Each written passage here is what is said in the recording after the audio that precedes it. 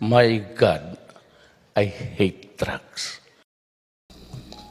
Isa pa pong kaso na talakayin ko sa inyo ay ang pagpatay kay John Porras Pala.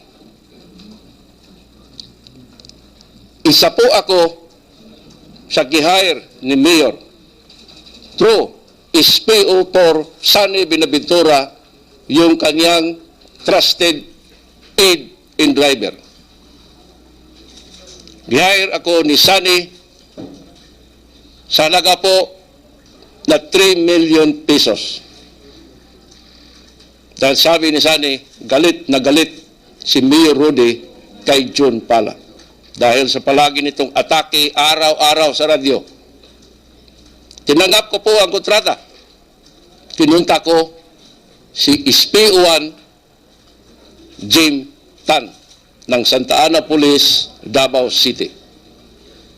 Dahil si Jim po ay may maraming tinatawag namin na players, meaning mga hitman or tirador.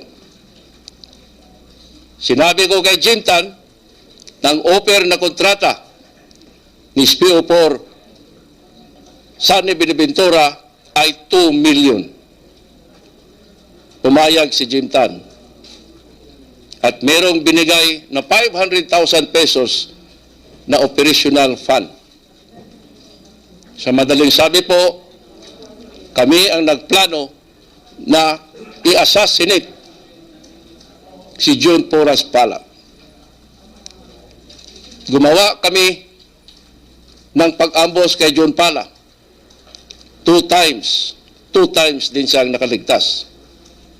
Dito ginamit ni Jim Tan ang kaniyang mga players na ito po ay sina Valentin Duhilag, Roland Duhilag, Alan Duhilag, at isang alias Joy. Ito po sila ay mga river returnees from the Mandog area ng Davao City. Nakalipas po ang ilang buwan, naglaylo kami. And then sa isang sitwasyon, nagkita kami ni Mayor Rudy. May isa pong mall sa Davao City na nagkape ako. At doon po sa 3rd floor, nakita ko si Mayor Rudy na naglalakad, walang security. Nilapitan ko siya at ang bulong niya sa akin, sa Bisaya, unsa may nahitabo pag-ambos ninyo kay John Pala. Ang sabi ko sa kanya, I'm sorry sir. Ang sagot naman niya sa akin, take time. Ayaw pagdali. And then nakiwalay kami ng landas. For several months pa, inintroduce sa akin ni Sunny Binaventura si Jerry Trosio. Ito po ay isang dating rebel returnees na empleyado din ng City Hall. Si Jerry Trosio po ay isa sa mga part-time bodyguard ni John Pala. Gihire siya ni Sunny Binaventura para gawin naming intelligence doon sa grupo ni John Pala. Sa halaga po na 350,000 pesos. Pumayag si Jerry Trosio. At dito po, nagkaroon kami ng malinaw na idea doon sa weakest point ni John Pala. At sa madaling sabi po, isang gabi, nagbigay sa amin si Jerry ng impormasyon na si John Pala ay maglaro ng tungit sa kanyang kapitbahay. At dito kasama si Jerry. Ang gagawin lang niyang signal ay 2 missed calls. Nangyari po ito. Tinawagan ko po si Jim Tan. Meron din kaming code na it's your time. Proceed si Jim Tan on board sa isang Toyota Tamaraw FX na 4 doors. Kasama po itong Duhilag Brothers. In short of the story, napatay si John Pala. 2 days after, binigyan kami ni Mayor Rudy Duterte through SPO4 Sani Binaventura ng 3 million pesos. Hinati namin ni Sani Binaventura ang 1 million and then gipresent ko kay Jim Tan ang 2 million pesos. Binigay ni Jim Tan sa akin ang 1 million, kay Jim Tan ang 1 million para sa kanya at sa kanyang players.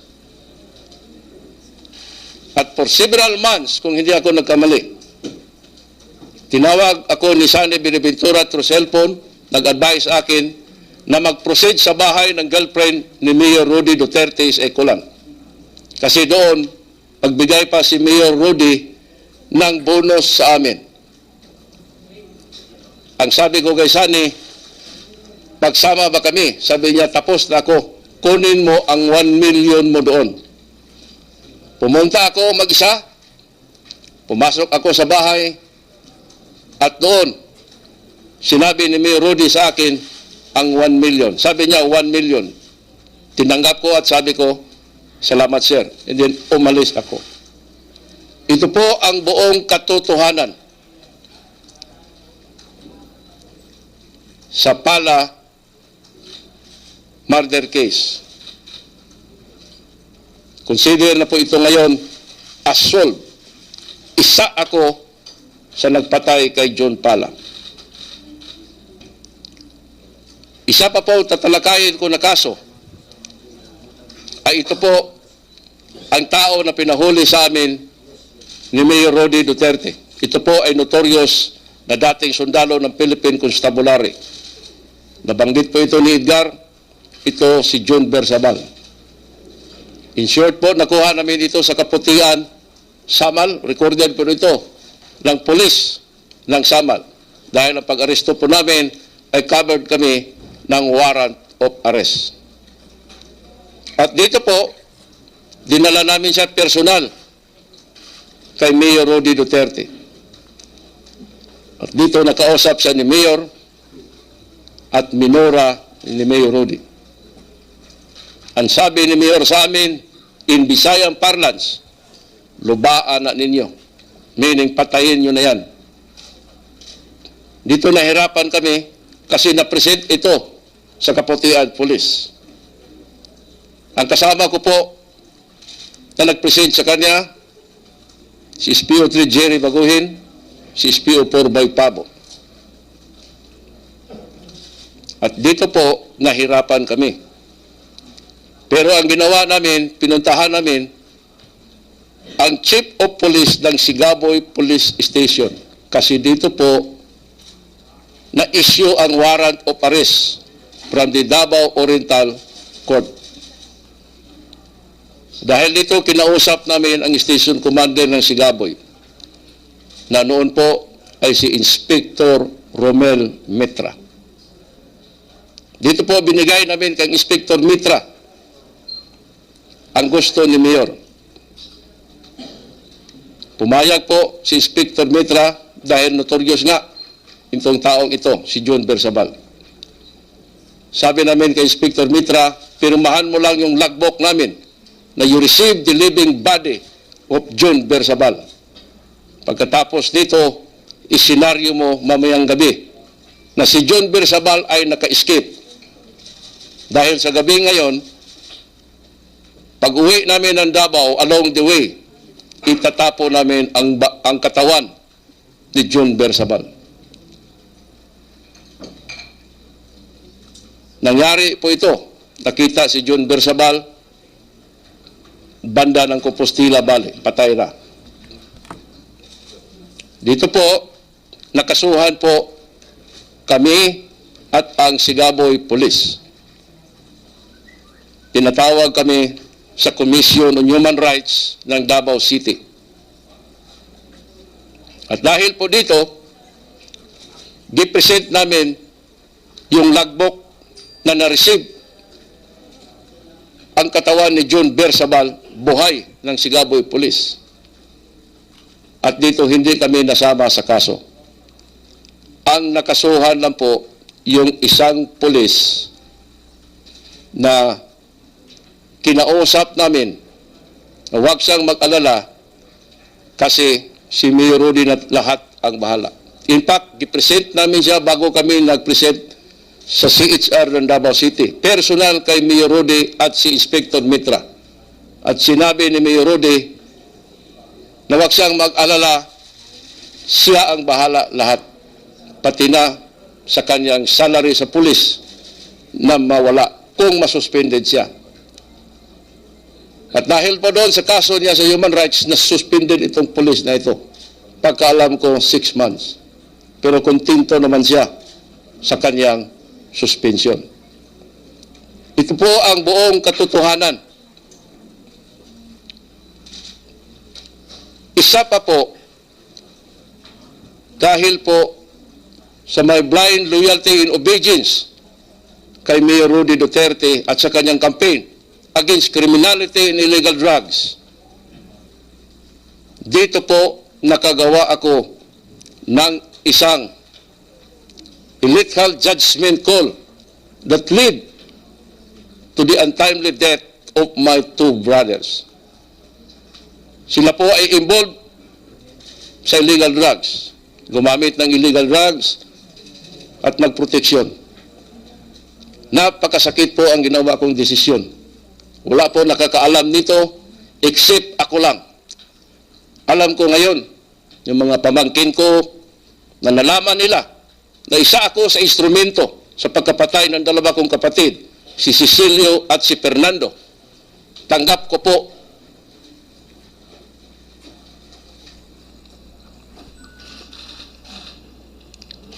kung anong mangyari sa akin. Dahil po sa sobra kong loyalty sa kanyang campaign, nagawa ko po ito. Sarili kong 2 kapatid, pinapatay ko.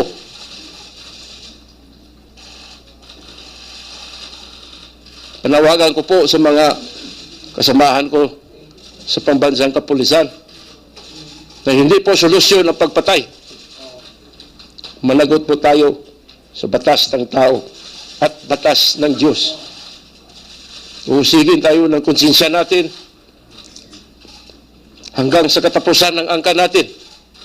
Kung dalahin natin ito sa libingan natin, papatay man ako o papatayin ako, kontento na ako na nagawa ko ang promise ko sa Diyos. Magsagawa ng isang public confession. Sana po darating ang panahon na magkaroon tayo ng isang pambansang kapulisan na totoo po na may dangal, maka-Diyos, makabayan at nakatao, na totoo po tungkulin ang kanyang sinumpaang tungkulin na magsilbi sa bayan, to serve and protect para po sa ikabubuti ng nakararami. Hindi po to serve and collect. Godless po sa bansa natin at sa pambansang kapulisan. Salamat po.